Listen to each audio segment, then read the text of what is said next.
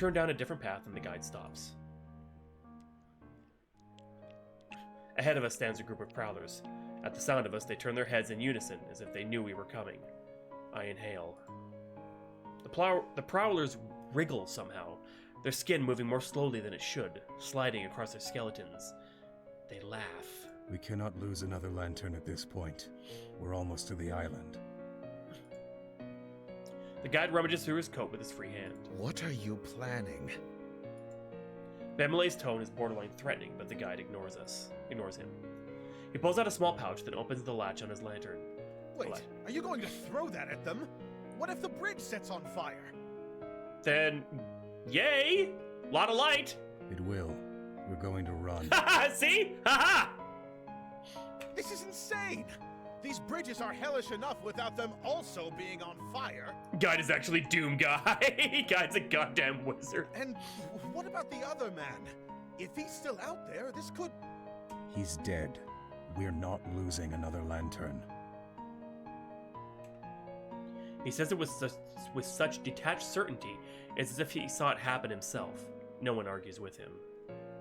The guide steps closer to the prowlers. We fall in a step behind him, staying close to his back. He bends his lantern back down until it is lowered to his outstretched arm. The pouch in his hand is set aflame. With a practiced flick of the wrist, he swings the staff back up, and the glass in the lantern snaps closed. Don't get left behind. He takes 3 quick steps and then tosses the pouch. The prowlers are back in the water before the pouch even lands, and as soon as it does, the fire starts to lick and curl itself around the wood. The guy breaks into a sprint, and so do the rest of us. The blaze grows despite the heavy dampness from the lake. These bridges aren't normal bridges. Of course that's true. Nothing here is right. Hopefully they won't collapse with the flames. We stay on the guide's heels, almost too close for comfort. If he stops abruptly, we'll all crash into another, maybe even fall off the bridge into one another. Then the world tilts. I was mid-stride when I put my foot down. The bridge isn't where it was. It lurches to one side, either because it was weakened or pushed. Bemile and I manage to keep our ground, as does the guide. He presses on without even bothering to see if we were able to follow. Bemile growls in frustration as we push to keep up with the guide's pace. As a storm of feet thunder across the boards, a silver sliver begins to rise into view just above the edge of the water. It's the island. The island? I squint to suddenly make out the craggy forms of land and earth. I see it. We're almost there. Safety, at long last in sight. New energy surges through me. We push ourselves faster, longing to put these godforsaken bridges behind our backs. All at once the bridge ends. The bridge ends, and our entire group rushes ashore. Earth. Solid earth. A haven from the water. I catch my breath while still moving even further away from the dark shoreline. I can't believe we actually made it. Even more difficult is the idea that we're only halfway done. When night falls once more, we'll have to do it all again. A heavy arm falls across my shoulders, and I straighten to see Bemile smiling wearily at me. Good work out there. It's not the usual commendation of a job well done. There's sadness, perhaps even sympathy in the sentence. It ends flatly. Usually Bemile's comfort and good nature gives me at least the urge to smile, but right now it feels like a hollow victory. Despite still having the comfort of one another, we were incapable of doing any true good. We were only able to save ourselves. A quiet moment passes between us. And then the guide is there. He moves so smoothly that his steps on the soft sand are nearly silent, and his dusky clothes blend with the thinning of the night. The sun will rise soon. The fire on the bridge is the only reason this island isn't overrun with prowlers right now. However, they could still pose a threat. Bemile levels an empty look towards the guide. Is there something we should do? Come! The guide takes us to an area a bit further inland, but not too far from the water. Trees partially obscure our location, and there's enough room to watch the coast in case prowlers start to emerge from the water. Yeah, no. Essentially, it's a place where an ambush would be hard. If any of you see anything at all, speak up. We don't want them to sneak up on us. Almost automatically, each member of the group turns to a different direction. As the sky continues to fade from pale purple to muted blue, the water stays silent. For the first time, nothing happens. It is a miracle. Suddenly, my chest is lighter and the air is fresher. The first pricks of light appear over the horizon, stinging my eyes after such a long journey through darkness. A sound catches my attention, and I move my focus towards its direction. The guide is opening the latch on his lantern again. He gently, almost respectfully, blows out the light. We no longer have to worry about the Nixie. It is over for today. I'm almost unable to keep tears of relief from pouring out of those words. We made it through the night. We survived. No one feels the need to speak. We look at each other, an understanding passing between us. We then find our own space, as comfortable as we can get, and lie down for the rest we weren't sure would ever come. My eyes slowly blink open and readjust the brightness, what little there is. The sun is obscured by a thick layer of fog, making it impossible to estimate the time of day. I prop up my elbows and push myself up. And that one guy! The ground is hard and rocky, but that isn't the only reason I'm eager to get on my feet. I check my surroundings. The harsh, craggy earth of this island is interlaced with twisting vines and gnarled branches. Beside me, Bemele is still fast asleep. The lost twink. His name was !be respectful. The guide, however, is nowhere to be seen. I realize I don't recall seeing him lay down with everyone. It's likely he left us hours ago. There's a creeping silence here. I can't help but rip Margaret in at the hollow, aching feeling inside of me. It refuses to relent. I shift my weight back and forth, unsure what to do with myself. Memories of last night's harrowing journey flicker through my mind. Bemele wakes suddenly, rising with alarm. My mouth opens, then shuts, and after a moment of fumbling, a word finally escapes. Hello. Bemele gives me a gentle smile and makes his way over to me. Morning. A pocket of quiet descends over us. Bemele sighs. The atmosphere is weighing on him already. Let's call him Cinnamon. We should eat something soon. Yes. A distinct rustling of the leaves around catches my attention. The guide appears emerging from the thicket. Bemele glares at him as he makes his way over. The Nixie will not tread on land in daylight. However, being near the shoreline is still dangerous. If you leave the center of the island, remain cautious. Before the sun sets, I will be in this area. It would be wise to meet me here before nightfall. Why do you do this? I sharply turn towards Bemele as he snarls and confronts the guide. If you had just let him follow behind us, if you had been there before, none of this would have happened. They didn't have to die. The guide looks away, seemingly unaffected. If all you're going to do is leave everyone to be lost, then why bother guiding us at all? Despite Bemele's severe words, the guide apparently considers his piece here finished. He turns toward the forested area from which he came. Wait! Bemele calls out to the guide, reaching towards him.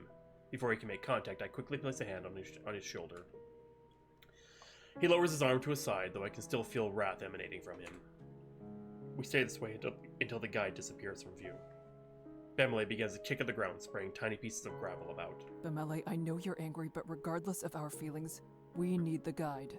If he leaves us, we'll all die. And we've done so well with him? Well, we're alive, aren't we? He did warn us! I give him a cold glance. We won't even know which bridge to take without the guide. Bemele knows that. This needs to stop. There are people counting on us to make it back. We can't afford to lose our way. The anger etched into his expression fades into sadness. I can't stay here right now. Quietly, I speak. Shit. What do I do? Oh, I need to be alone. Bemele, wait. Let's get it on. I speak too softly for Bemele to hear. Lingering for only a moment, I start to follow the trail Bemele took. It doesn't take him long to notice that I'm there, and he slows his pace so I can easily catch up. We fall into step for a short while, neither of us speaking. Eventually we come to a thick strand of trees and wordlessly weave our way through the branches. Once we're hidden by the foliage, Bemele leans against a tree trunk, head hung low. Negativity radiates off of him, but I don't know what I should say. Fortunately, he breaks the silence. I apologize for back there. I nod firmly. His reply isn't unexpected. For as long as I've known Bemele, he has had a tendency to let his temper flare, then regret it later, after processing his thoughts. I know that dealing with these sorts of situations calmly is part of the job. But I cannot tell myself everything is fine or that none of it matters. Sure, I can feel something without it being anger, but I've not figured that out either. Rather than speak, I try to listen as supportively as I can, while Belame continues to argue with himself. He sighs while pensively rubbing the bridge of his nose. Am I simply being foolish? A little bit. Would it really have been so harmful to try and help someone else instead of focusing solely on oneself? It looks to me like we're telling ourselves these lines to avoid responsibility. Yes and no. Survivor's guilt. It's a real thing. But, you're here and they're not. I don't know. It's possible you helping would have worked better. It's also possible it would have been worse. Bemele stares across the emptied waters of Sinlos. I want it to be clear that I have not forgotten that those people across this lake are depending upon us. Not for a moment. But would they want us to be so focused on them that we should turn a blind eye to others right in front of us? Having lived through a pandemic recently, those people don't give a shit. Even if they would, does that matter? We are more than weapons. We are people. Do we have to cast that aside? Turn away nice. from our fellow humans just to achieve a so-called greater good? It is not as though this village is a haven of saints. They are only as worthwhile as we are, and these people on the bridges with us, aren't they? I don't know. I can feel the weight of his words settle upon me. I've had similar thoughts and have questioned what the correct choice is, but unlike Bemele, I've always been silent. I clench my fists tight to try and stop from saying something rash. Nice, Sam. Bemele closes his eyes tight and rubs his face again. It is clear this hasn't been enough to give him much peace. See, I have a knack for picking the best out of everything with my first guy. Eventually his eyes reopen and he looked directly into mine. What do you think about all this, Kika? Please, be honest with me. I want to hear it. This save because it's probably going to be another time choice and I'll make sure that I... Suddenly my eyes are hot. My vision blurs slightly from tears I desperately am trying to hold back. There's that ego again, and that's when everyone dies! Damn it! I really don't know. That is the truth. My words are soft. Whether he heard it or not, the look on my face is enough to garner attention. His eyebrows shoot up in surprise. He walks over to me, slowly, concerned. Kika, what is troubling you? I don't have the answers to what you are wondering. Who are we meant to protect? Everyone we can? Whoever we're told to serve and no one else? Just ourselves? Should we only try to protect others when the risk is minimal? I have no idea what the right option is. Bemele's confusion only mounts with my words. I am sorry for disappointing you. No, you haven't disappointed me in any way. I never should have expected someone else to give me answers to those kinds of questions. I've got your answers right here. Fuck them. It is only... I did not think that... He does not finish his thought, but I know what he meant to say. You did not think I was concerned with these issues?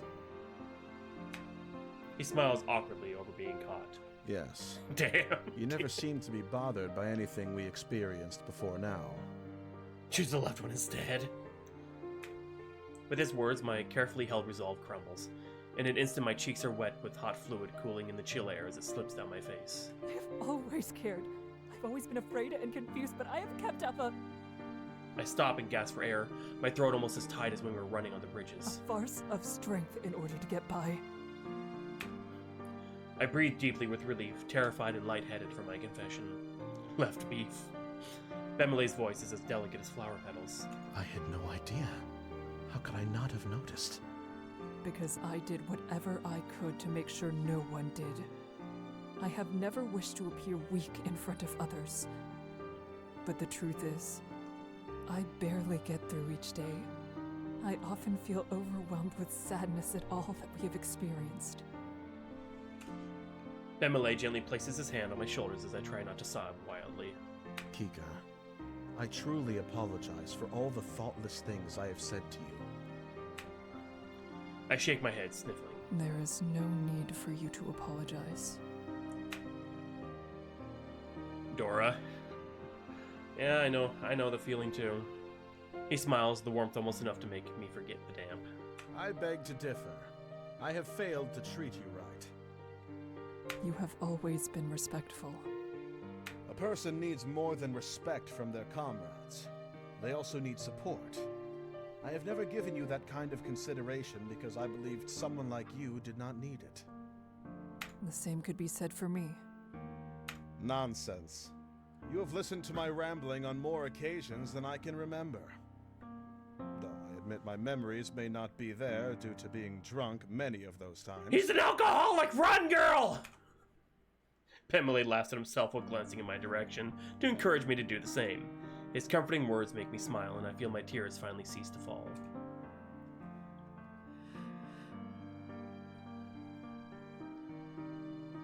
I know what I'm gonna pick! Oh! Do not let this man die! Do not let this man die! Let the man have a drink, oh god. Girl, that's how we go. Then I'll continue to support you. He grins wider than he has since we began this horrible journey. You have my thanks. And you have mine. Drink these nuts! Abruptly, his expression becomes serious once more. I will come to answer these questions someday. But no matter what I decide, I will still put trust in your judgment. I'm trying to itch my shoulder and I can't reach, of course, and it hurts to try to reach. I fear I may not live up to the belief he seems to have in me, but I nod firmly. I did! Just before stream I did. I'm only supposed to do them 3 times a day. He returns my nod. Perhaps we should go check how everything is on the island. I'll do them after stream as well. That sounds like an excellent idea. And I will accompany you, of course. Glad to hear it. Hydrate. And I'm drinking a lime bubbly too. Together we walk back towards the interior of the island. Both our moods lift as we stay side by side. Pemele and I head through the wooded part of the island. There isn't anything that could be called a path, but we manage to pick our way through the bush quite well. Through a thinner strand of trees, we briefly catch sight of the guy standing on one of the beaches. He seems fine, but even though I'm sure he turned his head toward me, he made no show of acknowledging us. I just chill near the shoreline. Takes less time than I would have hoped for us to see all that there is on this isolated place. Now we will spend time simply waiting, a far more unpleasant task. I got apple juice, nice. We seat ourselves underneath a large tree at the meeting point. There's no sign of the sun setting, and I find myself becoming increasingly restless. I release a breath. I've yet to shake the dark and troubling thoughts coursing through my mind. There are none. Apparently the bridges are just as weirdly magical as the lake and the monsters are. They slip under the surface of the water as day breaks. A pat on my back grants me a moment's reprieve. It truly is just the two of us. Deep sorrow stirs inside me at that thought. However, having Pemele here gives me at least some comfort. Did I say it right this night? I feel like I fucked it up. Pemele. Yeah, the lake is cursed. I lean against his shoulder and he doesn't move to stop me. The Nixie are the people that drowned in the lake, aren't they? Or are they just a monster that are just like there? Don't answer that. I'm just throwing out theories. We sit together quietly as we wait for the sun to descend from the sky. The sky turns orange as sunset comes upon us. As the color seems to drain from the wood, being consumed by the fog, the guide makes his appearance. It's almost time. I nod and feel myself grow tense. We truly are about to return to those bridges. All of us wait in an uncomfortable silence until night falls. Night settles like a shroud over the land, every inch of the world now covered in unrelenting darkness. Suddenly there's a gurgling. The water parts as the bridges of Sinlos rise powered by some unnatural force, creaking like they might fall apart. I feel an inexplicable pounding like a hammer in the back of my head, beating faster and heavier than my own heart. I clench my teeth to stop it from churning my stomach. We must go now. The guy doesn't wait for any replies, briskly starting in the direction of the shore. Pemele and I match his pace. I can feel the air weighing on us, a sensation that slows our steps despite being rested. Something hovers in my mind, the mirrored memory of the beginning of last night's journey. One day ago feels like a lifetime past. thick, inky water sloshes reluctantly off the boards, bleeding back into the lake until finally it stills. A shudder crawls over my body as I place my foot on the boards, but I quickly shake it off. I have no other option. We have to go through this again. All tense as day-old corpses, we walk over the bridge in silence. The only sound that accompanies us is the thick lapping of the water at the bridge. Bemele stays close by my side with a sour expression on his face. He evidently has little interest in masking his disgust. He murmurs something beneath his breath, but is inaudible. I decided not to ask about it. It wasn't meant for me to hear. Cowboy cocksucker. That's my new favorite curse now! It feels as though barely any time has passed when it is explained that half the night has crept by. We encountered a few sunken bridges which forced us to reroute, while other paths are rotten enough to make us stagger our steps. Ooh. However, the biggest threat of all is eerily absent. The Prowlers. I haven't seen more than shadowy glimpses of them down other paths. Even those may have simply been tricks of the fog. I feel I may even be more on edge tonight than the last. Judging by Bemele's tenseness, he isn't set at ease by their lack of presence either. Why? I whisper the question softly, almost silent as I scan left and right across the impossibly empty bridges for any sign of movement. I ponder whether they're still weary from the consuming blaze that lit up the night yesterday, or if they're less dragging themselves across the bridges than usual because many have already gotten what they wanted. My skin crawls with the touch of icy fingers at the thought, and I can't control the sharp shiver that travels down my spine. Bemele catches my concern and brings himself closer to my ear. This isn't right. It shouldn't be nearly this easy to cross. Not after what we went through the other night. Don't look a gift horse in the mouth! Could they be planning something? Bemele lightly shakes his head. He speaks with suspicion in a voice as he peers at the guide ahead. I don't know. Oh, no, the guy's not in on it. As time passes by, we continue to see nothing but more bridges and fog. Beside me, Bemele is becoming more and more agitated the longer we go without disruption. I can read Bemele well enough to know that his anger is still directed at the guide rather than the bridges themselves. Just doing his best. It was my hope that he would be able to contain his feelings toward our lead until we had put this maze behind us. That is becoming unlikely.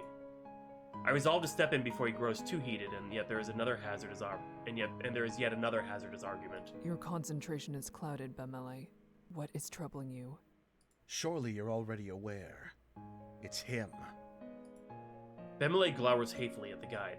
I purse my lips for a moment before continuing, resigned. I do know that. However, you need to stop allowing that to consume you, or else you could get hurt. Or even... Bemele releases an exasperated sigh while crossly folding his arms. That is impossible. I can't stop myself from thinking about it. Everything makes so much sense now. What do you mean by that? Recall yesterday. I asked him why he would lead others at all if he was heartlessly going to leave them behind. What if this is the reason? Before, we could scarcely escape these monsters, and now I can't even hear a whisper of one. What if they're already satisfied with what they've taken? And you know what? It's gonna sound heartless, but don't let their sacrifice go in vain, I guess. You know, I mean, I would want people to cross. If I died, I want people to cross safely. My eyes widen and I stifle a gasp. The situation at hand, giving both of us a reason to think on that possibility, is absolutely unsettling, but its conclusion is even worse still. You better not mourn me! The notion of the guide allowing others to die unnecessarily on purpose to make it less dangerous for the remaining few is not something I was prepared for. And you know what? Even if that's true, the guide warned us. He fucking warned us. He said, if I take this many across, one will die. Period. Not a question, not a prophecy, just a fact. That's why he's the guide. Even back when we started, I sound so heartless. The first time we met the guide, he mentioned that at least one of us would die before the journey was finished. Didn't that exchange seem strange to you? He said it as though it was a price to pay for coming with him. Yeah! The guide is free to do as he pleases. He can and will threaten to leave the entire group behind at so much as a hint of resistance. Nothing is Bureaucracy. stopping him. He knew this was going to happen. He had to know. I feel the guide shouldn't be as, like, cryptic, though. Like, hey, I'm just gonna let you know, if we take more, then I will not do anything to help one of you, and you will die, and the rest of us will get to cross. I think we would have made a much more informed decision of going around the lake like we should have. Take a few moments to breathe. Despite the danger, I only barely resist shutting my eyes against the world. We need to make it to the other side. We must keep moving forward and survive. The guide is our only way across. My usual reply to Bemelé's worries does not make an impression. His eyes are not swayed. He continues to stare into me. I'm saying he cannot be trusted with our lives at this very moment. I need an answer to that, Kika. What do you really think? Okay. Yeah, right?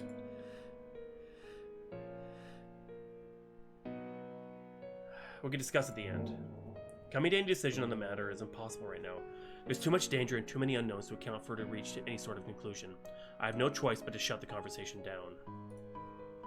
I can only hope Bemelé will take it seriously. When everything is through, then we may talk about it. End of discussion. Bemelé doesn't battle me further on the issue. His face no longer retains any anger, only sorrow. He returns his gaze straight ahead. I mean, yeah, I pissed him off a little bit, but you know what? I'll suck him off when we're done. It's okay. I'll make it up to him. But let's just get across first!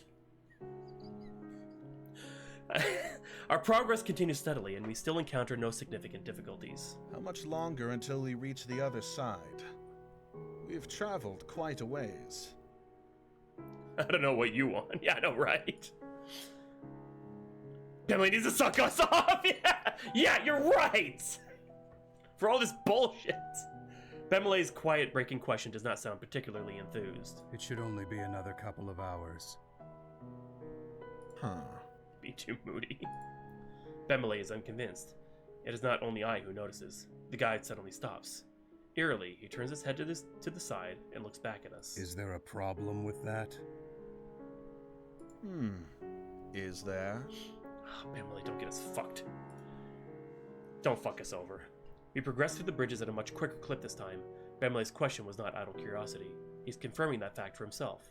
I should have known.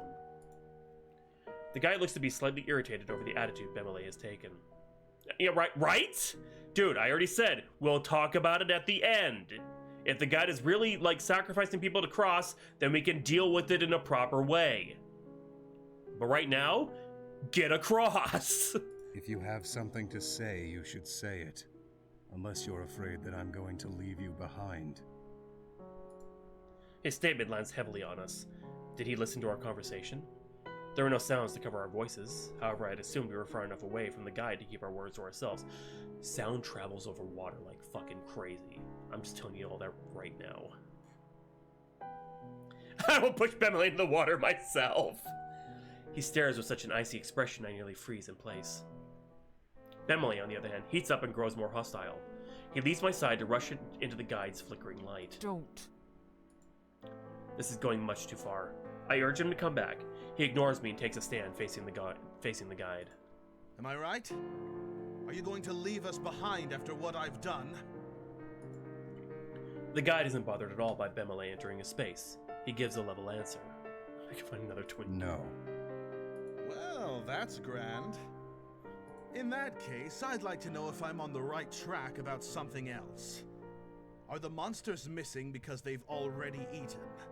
Or is there some other reason why they've all mysteriously vanished? The guide pauses for a moment. His eyes close and he becomes completely still. It's possible. Bemelé glares at the guide over the admittance. It's as though he heard nothing after the first line the guide spoke. The guide is unfazed. If you enter these bridges, all you should expect is death. That is no secret. You need to stop putting so much energy into finding meaning, or else you will end up like the others. Maybe that's what happened to the other guy on the bridge. You can't save everyone. And actually, to go on a small tangent, just think about not saving everyone. That's what makes Superman a somewhat compelling character. Even though he's the most boring, mega god-powered character in all of DC, it's his humility and knowing he can't save everyone. Yes, I'm doing it! I'm doing it! You can't stop me! I'm doing it! I'm bringing it back to geek shit!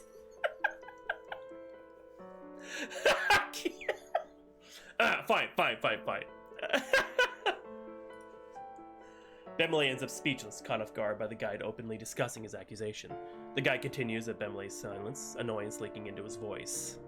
And the guide just stare at Dora as I watch the Forever Person last year. You think that the results would have been different if only I had said more or did something differently, but that is not true. The conclusion would be exactly the same. If Lou hadn't died when he did, he would have been lost at some other point during the trip. Wait. Lou? Who the fuck is Lou? Wait, he knew the guy on the bridge! I have types, Hawk. Lou? Yes, Lou was his name. I had spoken with him in the past. He wanted to cross the bridges. I had deemed him unfit. He was far too desperate and unprepared. There's no helping someone like that. Gotcha. Sounds like a milkman name. Lou the Milkman. Lou the Milked Man. Hey! The guide sounds even more agitated as he elaborates. Bemley seems to be finished with being surprised. His anger reignites. If that's all well and true, why haven't you died yet? His arms are How too is it tiny that to cross. You've been able to cross these horrendous bridges over and over again without suffering the same consequences as everyone else. It really is, isn't it? When you look at it like that, it's actually very... It's deep. I like it. The guy's face twists into a vicious snarl. He shouts, ooh. I have died. Wait, what? I have no life to give. Everything I am, everything I could have been was surrendered to this lake. That is the only reason why I'm able to stand before you now. Wait, what? I can show you the way, and I can give you advice on how to survive the perils you will face. That is all I'm able to offer. Is that not enough for you? What else do you want from me? Okay, have fun with your movie, Celestial. Kindness, sympathy. It's been far too many years since I was capable of giving anything like that. He belongs to the lake now. Oh no, not the Twinkie Twink. Yeah, he's seen so many people die. His own father, even though he didn't recognize him as a son, died to this lake. He's literally given his whole life to this lake, trying to get people across safely and learning the secrets of the lake, but knowing that no matter what he does, it's gonna always end up the same. He finally stops to catch his breath, though the emotion in his eyes still shines intently. There's no response from either of us. What if he literally died? Poor Thomas. No, sorry, poor Tyrone. Back to Rusty Lake, boy, Kia. An agonizing silence permeates the air. No one dares to even move. The tension is cut as the boards beneath me start to creak. My eyes dart down. The bridge is sinking. Rapidly, instinctively, I jump backwards, but the new section of bridge groans horribly as it too starts to tilt into the water. They keep getting further and further away with each disappearing platform I move off of. Kika! I look up at Bemele's call. My chest tightens when I see him and the guide on what was become the other side of a small chasm. I leap back just in time as the bridge under me snaps like a twig.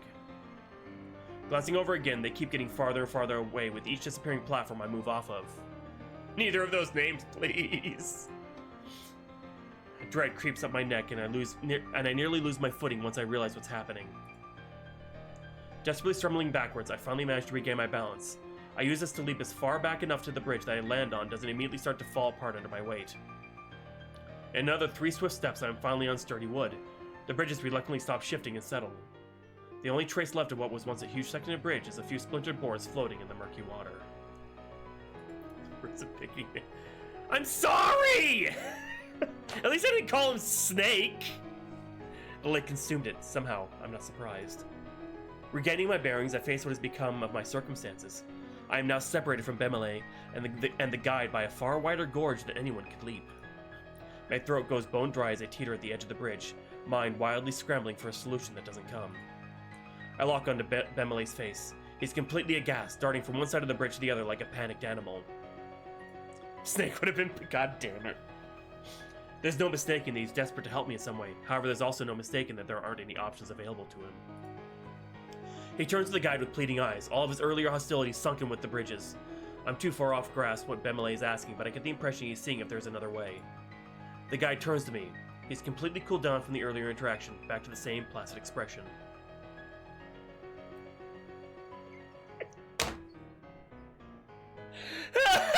Kia!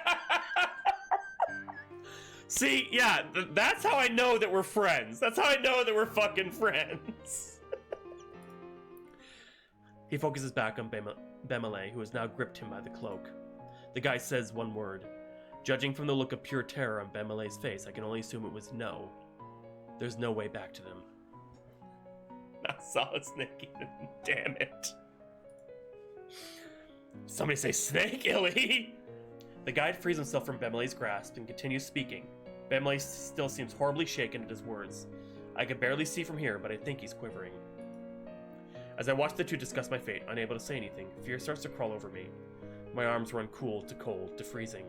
It's not long before the rest of my body follows. Illy! I notice Bemele cover his face with his still shuddering hand. The guide's voice echoes loudly across the water, separating me from them. Go back and take the next bridge you come across that goes west.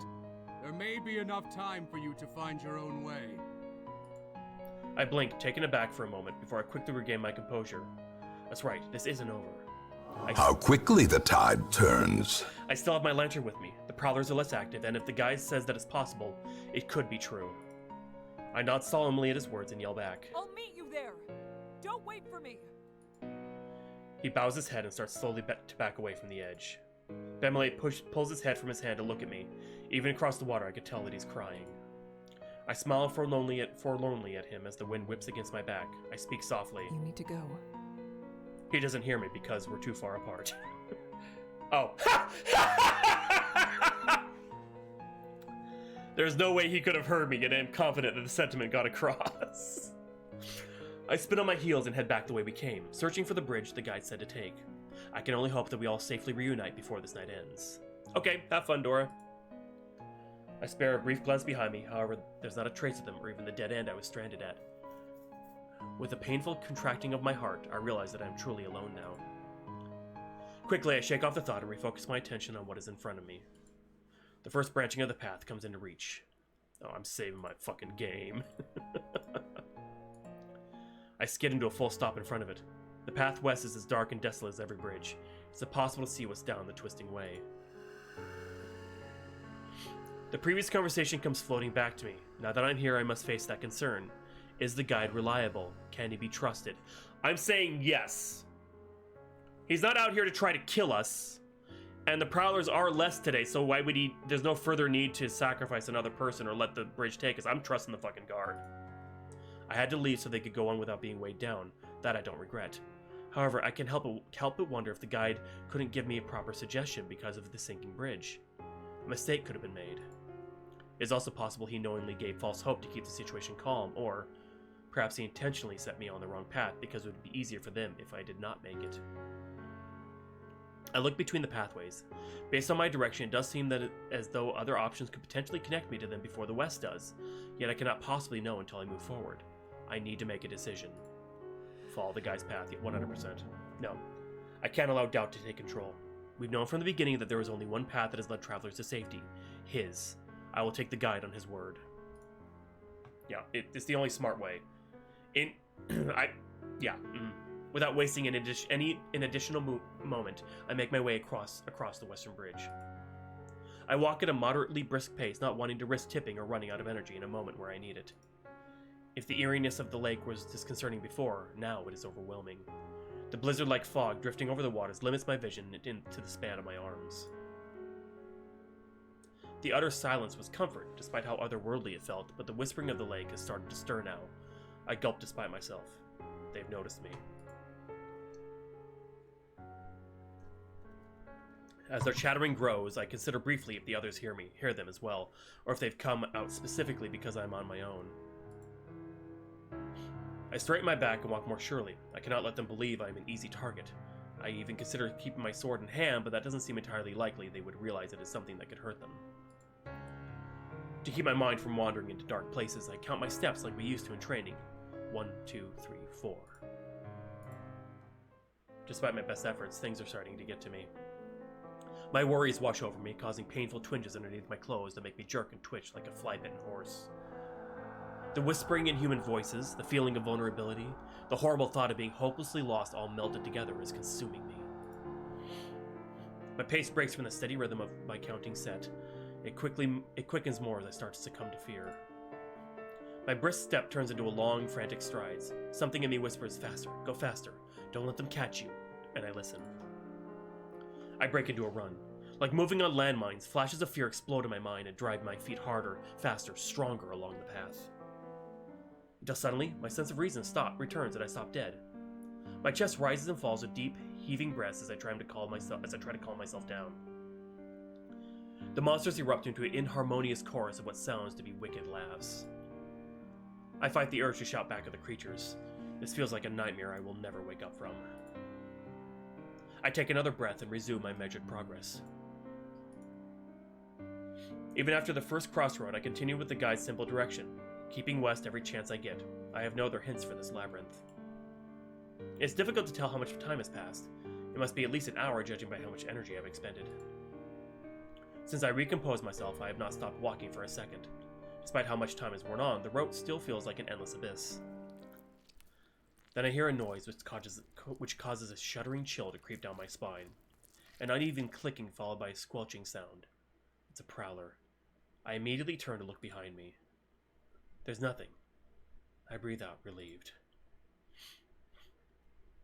My ears search for the source of the noise, but with all the babble the Nixie are making, the direction is clouded. I strain my ears. That's it. The noise is drifting slowly from one of the connecting paths up ahead. I can faintly tell the noise is drawing nearer. The prowler has not arrived yet, but soon its path will intercept with my own. I will not wait for it to reveal itself, leaving me two options. I can run past the bridge connection to get ahead of it, or turn back and find a new path to take. No, I'm going forward. I have to keep going forward. Going back is not... I have faith that following the same path I've been is for the best. I steel myself and build up speed. I get closer and closer to the branch with the lurking threat and pick up my pace, so I'm sprinting. I hear a gurgling hiss as I pass through the crossroad. It must have been close enough to be pained by the light. I barely made it. However, I didn't hear any splash.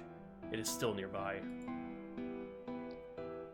I look behind me to see if it had at least decided to come no further. Horrified, I realize that it's pointedly following me.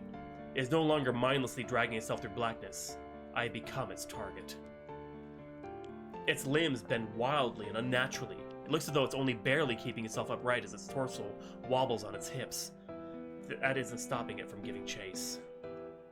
Run.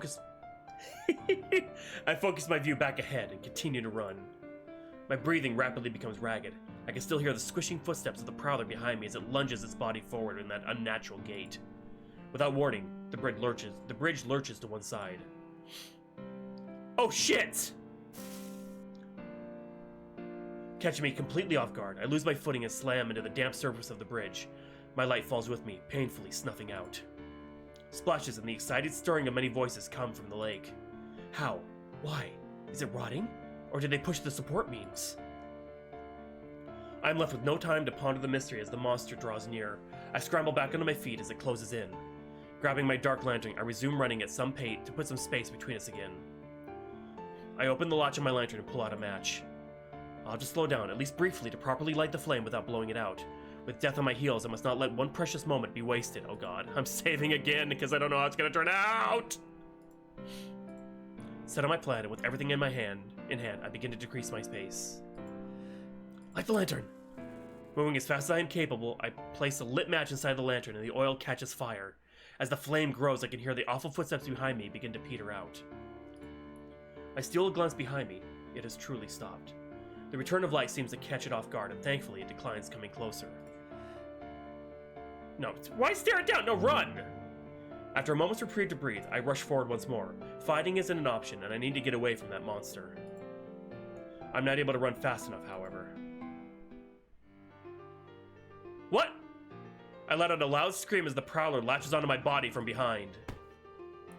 I'm thrown to the ground again. The shock is great, and the lantern slips from my hand, skidding across the bridge out of my reach.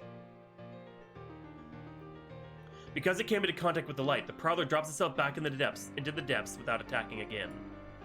There's no time to feel relieved. Arms of other Nixie emerge from the water, reach up the side of the bridge, scraping the boards as they try to get me. I try to climb onto my feet, but one of the creatures takes hold of me before I can properly stand. Ah! I'm dragged back down to the ground, my jaw smacking hard against the bridge as the Nixie blindly pulls me toward the edge. Other slimy clawed hands grab onto me as I jam my nails hard into the crevice of the bridge. I kick frantically at their silhouettes but they keep pulling me closer to the edge. I curl my fingers around the uneven wood tighter. Despite all my effort, there is no support. My bloody, splintered fingers come loose. Water engulfs my vision, heavy and cold. So thick I can't even hear my own thrashing. I try to grab my sword, try to fight back, but I can't even get out the hilt. The resistance against me is all-encompassing. Something grabs my arm, and then my waist. I get pulled from side to side, or further down.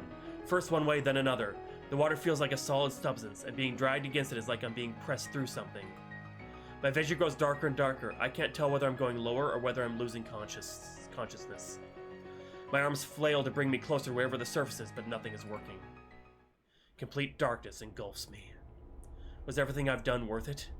I must believe that it was. Ah, shit! Well, at least we know what to do now. Alright, wait, is that... Okay, yeah, so it just ends. Fuck. Okay, so yeah. Light the lantern! That's a good thing I saved right here. Owned. Good night, everybody. Have a good night, KV. Thanks for hanging out. I managed to calm my mind down from the commotion and recall what the guide said when we first encountered a prowler. You do not have to run or fight. You only need to keep moving while keeping an eye on it. I can't keep on running forever, and doing so only seemed to invigorate them further. I fix my stare on it forcefully as the creature recoils from my relit lantern. Moving at a steady but brisk pace, I continue forward, making sure to check behind me often.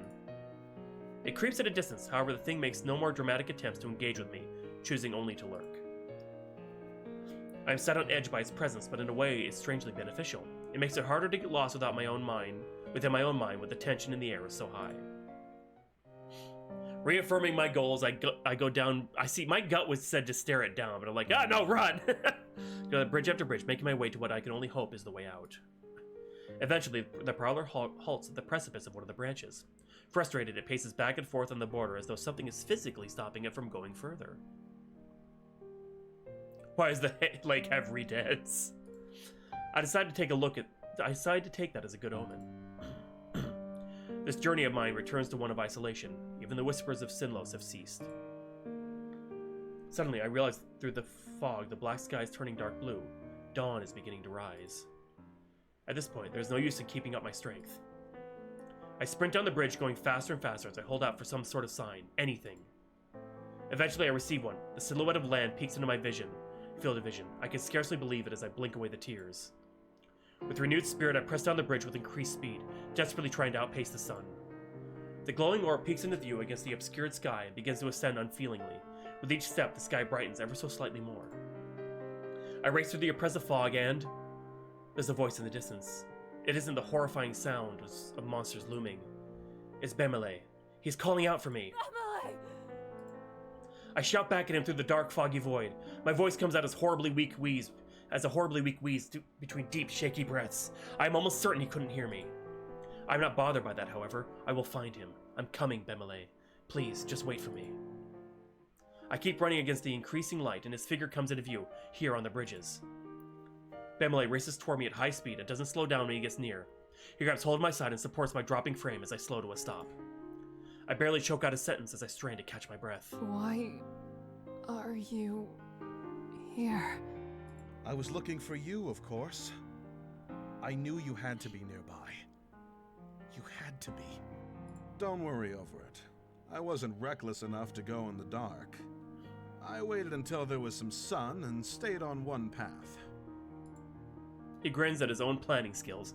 I grow cross at his risky behavior. The bridges could have sunk. Despite the admonishment, I'm terribly relieved to see him again. You are free to give me a proper lecture some other time. Right now, I'd say it's time for us to get out of this damned place. Are you still able to run? I pull all my weight back onto my feet and nod at him confidently, though my legs still lightly quake beneath me. Bemele gives me a reassuring smile, something I've come to believe I would never get to see again. Don't worry. We're nearly there. I provide a battered smile in return. The two of us tear across the bridges in the direction Bemele points out, and just as he promised, the end comes into view. Against all odds, we both make it. We nearly tumble off the bridges onto solid ground. I crouch on the ground and lay my head between my legs, unable to stand. I rest there quietly for a few moments, taking time to allow my breathing and emotions to settle down. Finally, I look up from my lap and see Bemele standing ahead of me. Both of our eyes are flowing with tears. Bemele walks over and sits down in the dirt nearby. He gazes deeply into my eyes with a gentle smile gracing his lips. No words needed to be exchanged between us to know what the other is thinking. I'm glad for it because I'm not sure I'd be able to speak even if I needed to. The sound of sloshing and wood lurching captures our attention as the bridges begin to sink. In a few minutes, only the lonely dock is left. Welcome back, Dora. With that, the guide walks toward me. It is time to leave this place. There is nothing left for you here. Upon being addressed by him, I rise to my feet. He has a calm look on his face, though there is a forest behind his serenity. I open my mouth in an attempt to speak, however I quickly realize I have little idea of what to say. Do I thank him for this? Should I give him my trust? Was our survival because of him or despite him? Even now, I cannot know for certain. And then the fog is removed from my thoughts. After everything that has happened, it becomes clear. I harden my face to match his serious disposition. There's something he is certainly right of. This lake isn't a place to linger. Going round in circles will never help. We cannot submit our lives or our minds to Sinlos. For better or for ill, there is only one person who can help those once they are within its grasp, the guide. If he were removed, the place would be no safer. What I must do if I truly want to defend others is to keep them from coming here at all. When I return to my village, I intend to make the information acutely known to our elder. For that to happen, we must leave. Goodbye. This is a deep game, actually. It is about trauma and dealing with it and others' traumas. His eyes narrow as he looks over at me. I begin to feel uncomfortable under his scrutiny, but for a moment I could swear I noticed him smiling slightly. However, it could easily be a trick of the morning sun. I picked the easy path. Oh no! I look away to face Bemele, not wanting to get caught up in this any longer. Bemele, we're leaving. He lifts his head at my voice and grins through his expression, though his expression quickly sours into a frown. He shows no eagerness to move forward and keep his distance. He still feels regret that it is only us who are leaving. I empathize with him greatly, knowing that feeling is one we will never escape from, even after this lake is far behind us. However, he manages to weakly smile again. Those words are music to my ears. Let's head out. Bemele walks towards the forest without even acknowledging the guide. That is for the best, on the whole. We must get away from here. It saddens me to think Bemele doesn't have the strength to become angry, though perhaps he had an epiphany about this lake in the same way that I did. We will be able to discuss that on another occasion. Interesting. Despite the firmness I so intently tried to have, my heart starts to waver. Margaret, Lou, they're both still here. I wish to give them a proper farewell. I want to do something. My eyes begin to wander and I almost turn back around. No, it is done. I need to remember that. They would never want me to ascribe their lives to Sinlos. I keep saying Sinlos. Nothing would disgrace their memory more. I will keep them in my thoughts without allowing the lake to poison me. With my steadfastness truly regained, I march into the light with no hesitation. With a solemn heart, I at last arrived at Hemmer. They were grateful to see me, for it was a desperate situation indeed. The urgency meant that my mind was occupied with other matters. I worked tirelessly to aid Hemmer's own guards in forcing back the Brigadiers. But during moments of calm and when the sun went down, I would remember the lake. Bemele was of great help during the fight. His outwardly positive demeanor lifted the spirits of many around him, but I could see from the shadows in his eyes that he hadn't forgotten what we went through. Nor could I miss the distance that had grown between us. He spoke fewer words to me, and I never gave him any either. Yet he seemed stronger than I had ever seen before. I admired his will. When receiving payments for his services, the guide must give a report of all those who both succeeded and failed to cross the lake. The name and fate of Margaret soon became known in Hemmer. I added that she was an intelligent, thoughtful person and urged to show them respect for her passing. I hope that one day I will have the opportunity to go to her hometown and give my own proper respects. His retelling of events had little to say of Lou. I know that it's because he was not meant to be there and was never one to open up. But it still saddens me to face how I never truly got to know who he was. I can only pray that those who cared for him will learn the truth of what happened. I have not heard nor seen the guide since. He will remain obscured in that realm of fog and fear, a mysterious light off in the distance that is ever out of reach of the real world. I worry about when I must return home to my usual life. It will be difficult to continue as things were before. One thing I know for certain is that my village elder must be told that no one is across Sinlos again. I've already told the Hemmer leaders the same. Not a single more person should have to experience what we did. Its darkness will remain with me for the rest of my days. Though so much was lost, I try to believe that our lessons will keep others from suffering the same way, and, in the end, something will be gained. Lake of Voices. That was damn good, actually. I quite enjoyed that. The voice work was great. The story was actually really good. I'm very curious to see how the other paths go. But this was quite well done. Quite well done. I liked it. Thank you for suggesting this, Zan.